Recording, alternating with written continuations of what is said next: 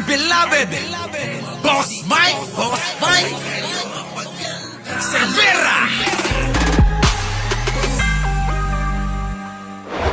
Grabe, oo, huling-huli sa akto. Mga kababayan, ang bayaran. Oo, sabi nila mga kababayan ko kapag ka nagkakaroon ng rally, tapos mga BBM supporters, yung pong mga dumadalo sasabihin nila, may bayad, ano po? Sasabihin nila 500, isang tao, 1,000, isang tao. Mga ganon, ano, mga kababayan ko. Pero eto matindi ha. Supot-supot yung pera nila mga kababayan. Eto, yan o. Nasa amin na. Mga kababayan ko, ayan, tignan nyo maigi ha. Ito po yung mga nakamaskara. Ito po yung pinanawagan ni Makagago at ni Boss Toyo nyo. Na mga rapper daw na mga magsuot ng itim at magsuot ng maskara. Magdala mga kababayan ng alin? Molotov. Yan sila. Kaya po mga kababayan, kita nyo ha, tignan yung maigi. Ayan ho ang pera. Hawak-hawak nila. Ayan o. Abot, magkano? Ang kakapal ng bigayan mga kababayan. Nasa amin na. Sa lahat ng Ayan na yung kurakot, pera. kinuha na ng ransom yung pera. Ayan o. Grabe o, kapal ng pera mga kababayan. Ha? Ang kapal ng pera, no?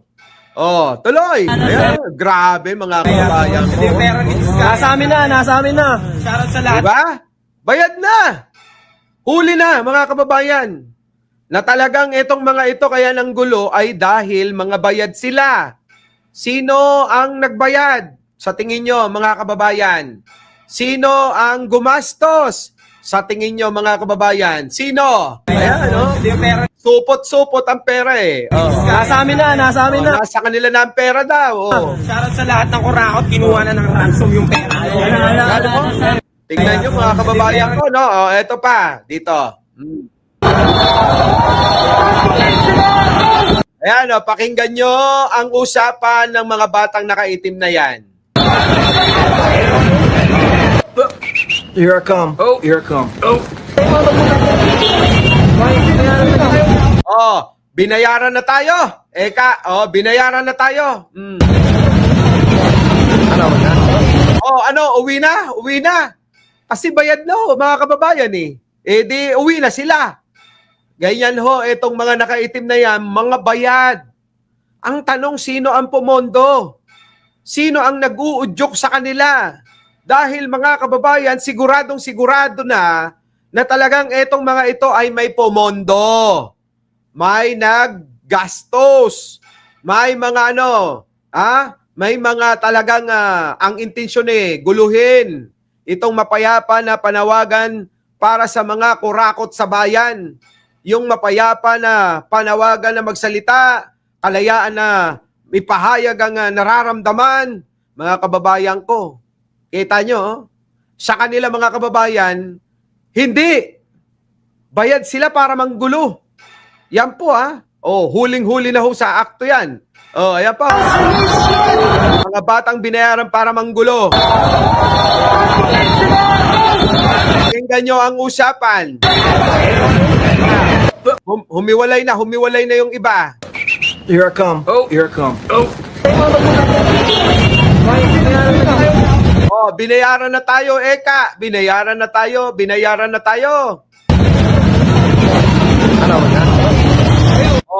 Uwi na kayo. Kita nyo mga kababayan. Grabe, no? Tindi. Ito nga. Nasa amin na. Shoutout sa lahat ng kurakot, kinuha na ng ransom. Yan, yan ang pera mga kababayan. Ayan, inabot. Nag-abot. Dinadakot lang mga kababayan libo-libo ho yan. Nasa amin na. Ayan, pinagmamalaki pa nila. Nasa amin na. Shoutout sa lahat ng kurakot, So mga bayad po sila mga kababayan sa madaling salita. Mga bayad po itong mga rallyhista na mga DDS. Ano po? Ito mga nakaitim na ito, mga kababayan. Mga bayaran. Nyemes. Ayan na nga. Bundle. Ayan ang dami. Ayan yung pera ni Nasa amin na. Nasa kanila na daw ang bayad. Grabe. Tama nga rin naman si Atty. Claire. Puntahan natin, Dahil meron pong pahayag si Attorney Claire dyan sa, grabe, sa mga nag-uutos dito. Eh syempre mga kababayan, binayaran mo, kailangan masulit mo yung binayad mo.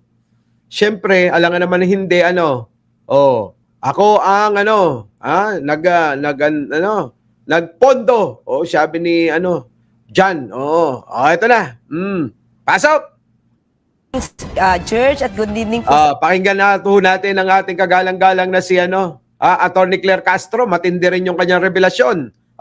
Pasok. Kausapin natin si Palace Press Officer Undersecretary Claire Castro. Maraming salamat po, Yusek Castro, for joining us this evening. Yes, good evening Church at good evening po sa lahat ng mga nanonood sa ating programa ngayon. Simulan na po natin itong usapan natin kasi ang nabanggit niyo po is planado ang pag-atake sa Malacanang. How come? Yan, kita nyo.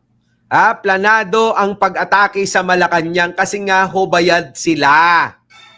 Yung pong humiwalay, di po ba, alam na alam nyo mga kababayan kung totoong lihitimong rallyista. Kapag lihitimong rallyista, mga kababayan, hindi ganyan ang ikikilos nila. Hindi ho magsusunog at hindi po hindi po maninira ng mga street light. Lalong-lalo na pati yung stoplight.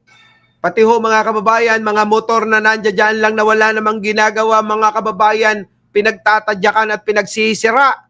Saan kayo nakakita ng ganon, mga kababayan, tuloy. You said that. Ako, sarili kong perception ito. Kasi bakit? Bilang lawyer na rin, unang-una, bakit may Molotov bomb? Kita nyo, mga kababayan ko, bakit may Molotov bomb? Yan nga po yung sinasabi na natin Dahil nga rito sa panawagan nga ho nila Boss Toyo at saka nila Makagago at iba pang mga influencer. Pero hindi nyo sila nakita ron. Yung mga nanawagan na pumunta, mga kababayan, hindi nyo nakita ron Wala ron nyo sila Boss Toyo, sila Makagago, sila Rendon. Yun po yung mga sinasabi ho ni Banat Bay na bayaran ni Martin Romualdez di po ba? Bakit wala doon? Pinahamak nyo lang, sinubo nyo lang yung mga bata. Total naman may bayad. Malamang sa tatlong yan, isa dyan yung dinaanan ng bayad.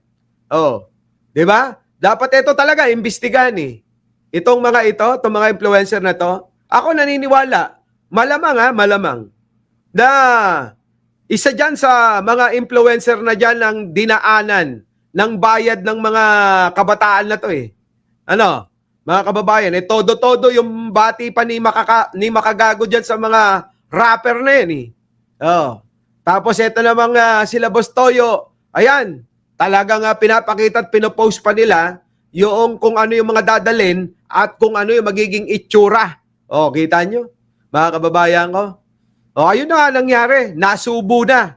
Pero yung mga nagtawag, yung mga influencer na nag-post at nanawagan din, mga kababayan, hindi ho ninyo nakita kahit anino Wala sila Tony, bakit may Molotov bomb? Planado. Gusto talaga nila mga kababayan na magkaroon ng kaguluhan para ho sabihin sa international community na magulo ang Pilipinas. At syempre, gusto nilang takutin si Pangulo. Mga kababayan?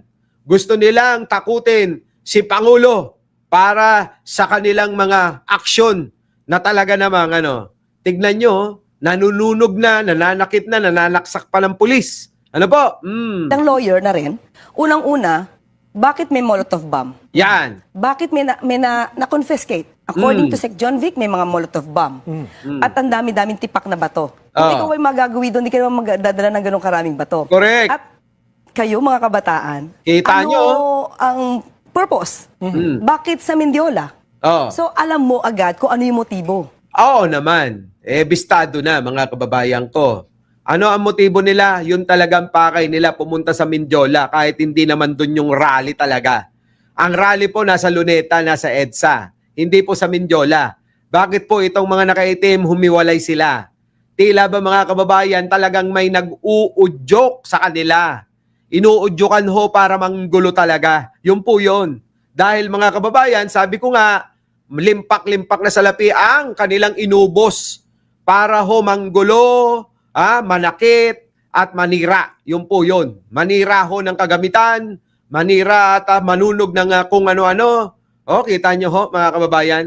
Grabe, no? Ang tindi ng sama ng ugali ng kung sino man yung pumupondor yan. Ano? Samantalang yung mga melihitimo na adhikain na tapusin ang korupsyon, nasa ibang lugar eh. Correct. At hindi sila nananawagan ng BBM resign.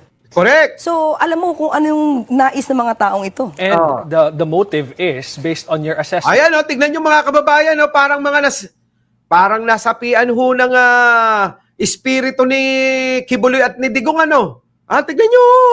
Yan, ganyan. Yes, sa aking Ayan, assessment, ang motibo nito is pabaksakin ng gobyerno, paalis ang Pangulo sa pwesto. Yan. Is this something na pinaghandaan ng palasyo? This possibility, given that the president stayed, hindi siya nagpunta sa Amerika to attend UNGA, UNGA. So, Siyempre, tingnan nyo naman, si Sara Duterte nando doon sa may Japan, habang pahiga-higa, pahila-hilata, nagpapakasasa sa pera natin, sarap buhay ni Sara Duterte sa Japan, nag-aabang kung ano mangyayari at inaasahan na pagkabalik niya, galing Japan, siya na presidente. Tignan nyo, si Pangulo hindi. Si Pangulo kinansila yung mga lakad kahit saan, kahit sa Amerika, mga kababayan, dahil nga po gusto niyang marinig ang hinaing ng taong bayan. Ang layo ng pagkakaiba, hindi nyo pa maiintindihan. can you tell us, ano ba? Okay, ang una-una kasi dito, ang gusto ng Pangulo is madinig ko anong sentimiento. Yung lehitimong sentimiento ng mga magpoprotesta. Pero sabi nga natin, pakikinggan kayo ng Pangulo, magsalita kayo at karapatan nyo po na magsalita at ipahayag sa taong bayan at sa mga maaaring involved sa mga anomalyang flood control projects kung ano yung nararamdaman nyo, yung galit ninyo. At sabi nga niya, kung hindi nga siya presidente, siya man ay nandiyan sa kalsada upang ipakita yung galit. Pero with this, sabi nga natin, ang nais lamang ng Pangulo is sumunod sa batas. Pero nakita natin, itong mga sinasabi mga kabataan na to, mukhang nagamit. The way I see it, mukhang nagamit dahil... Grabe, tignan nyo, nagamit talaga, attorney. Wag na yun mukhang nagamit. Nagamit talaga yung mga yan. Ginamit ng mga kung sinong mga may pansariling interes yung mga yan. Alam nyo, mga kababayan, gaano man lang yung 10 milyon, 20 milyon, 30 milyon na gagastusin nila para makapanakit kay Pangulong Bongbong? Wala ho yun, mga kababayan. Kita nyo naman, Kita nyo naman, kickback pa lang sa mga project sa flood control. Daang milyon na. Paano pa kaya? Magkano na lang para sa kanila? Yung pong 50 milyon na gastusin para manggulo. Nagets po ninyo, mga kababayan ko, wala hong panghihinayangang mga pera yung mga yan. Dahil ang gusto nila tuloy-tuloy yung kanilang pagnanakaw. Kaya kahit pumondo sila, gumasto sila ng 30 milyon, 50 milyon, 100 milyon, okay lang. Makapanira lang. Ganon.